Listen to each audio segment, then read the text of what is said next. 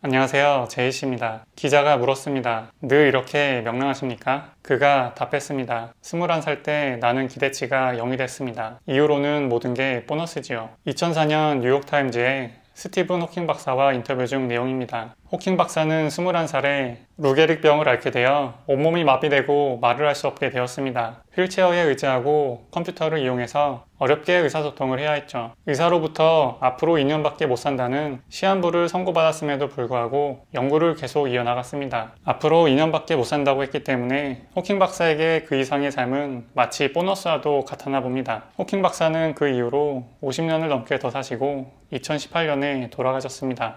지난 5월 JCTV에서 실시한 주식투자 연평균 목표 수익률 설문조사에 따르면 5% 이상이 12%, 10% 이상이 54%, 20% 이상이 18%, 30% 이상이 6%, 100% 이상이 9%였습니다. 5천여 명의 설문조사 참여자 중에서 88%에 달하는 대다수가 10% 이상의 목표 수익률을 갖고 있죠. 그리고 3분의 1에 해당하는 33%는 20% 이상의 수익률을 목표로 하고 있고요. 올해 현재까지 수익률을 살펴보면 한국시장 코스피 8.8%, 코스닥 7.1%이고 미국시장 S&P 500은 18.6%입니다. 설문조사와 현재까지 수익률을 미루어 볼 때 대부분의 투자자들이 불만족스러운 상태일 거라고 짐작할 수 있습니다. 특히 작년과 같은 상승장에서 주식시장으로 뛰어들었다면 더 할 테고요. 사실 은행 예금 금리와 비교하면 7, 8%의 수익률도 몇 배에 달하는 좋은 성과죠. 그런데 많은 사람들이 더 이상 이 정도 수익률에는 만족을 못하고 있습니다. 물론 저도 포함해서요. 분명히 주식 투자를 시작하면서 그전과 비교해서 누군가는 새롭게 자본소득이 생기기도 했을 테고 은행 예적금보다 더 나은 자본 수익률을 얻고 있는 건 확실합니다. 그럼에도 불구하고 점점 더 돈에 대한 갈증이 생기는 건 기대치가 한없이 올라가서 그런 것 같습니다.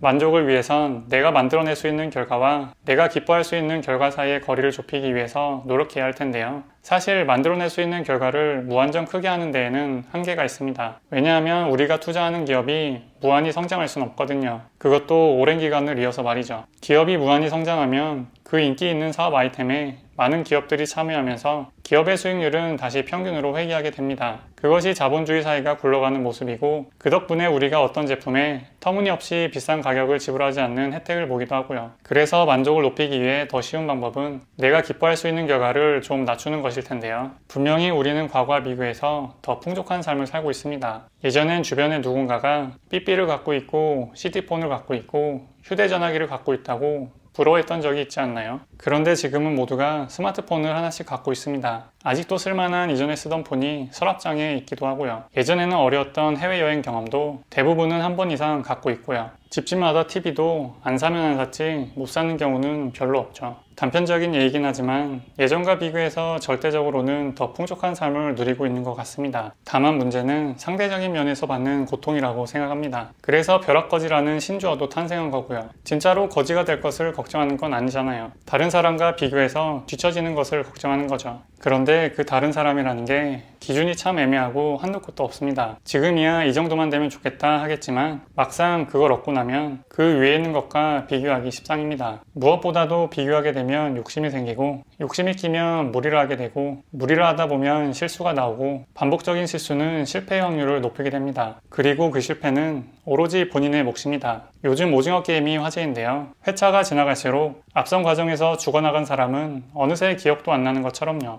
그래서 제가 내린 결론은 욕심, 특히 남과 비교해서 만들어지는 욕심을 자제하는 것입니다. 오직 저 자신만을 기준으로 삼는 거죠. 작년보다 지난달보다 비교해서 더 나아졌는지를요. 한 푼 두 푼의 배당금 그리고 계좌 내역을 기록해 나가는 이유기도 합니다. 과거의 자신 대비 나아지는 모습을 기록하고 또 만들어가기 위해서요. 그래서 저는 같은 돈이면 이걸 사지 저걸 사지 하는 얘기를 아무리 들어도 귀에 들어오지 않습니다. 누군가가 그걸 사서 돈을 많이 벌었다 한들 그 사람은 애초에 제가 비교할 대상이 아니거든요. 다만 좋은 자산이 있다면 이전보다 나은 나를 위해서 알아보기는 하겠지만요. 사실 과거를 돌아보면 저의 기대치는 그리 높지 않았습니다. 지방의 어느 후진 동네 골목길 끝집에서 4인 가족이 단칸방에 새들어 살았었고 교실에서 애들이 담배 피고 폭력배도 들어오는 환경에서 학창시절을 보냈고요. 대학생 때부터 결혼하기 전까지는 방 같은 데서만 살아봤지 집 같은 데서는 살아보지 못했습니다. 취업할 때는 그 어려운 회사에 가도 괜찮냐? 너도 나처럼 좋은데 도전해보라는 말도 들었고요. 그래서 저는 가족들 모두 건강하고 처음으로 중고차도 하나 사보고 방 2개가 있는 집에 살면서 사랑하는 사람과 함께 시간을 보내는 지금의 제 인생이 마치 보너스처럼 느껴집니다. 이렇게 기대치를 낮추며 살다 보니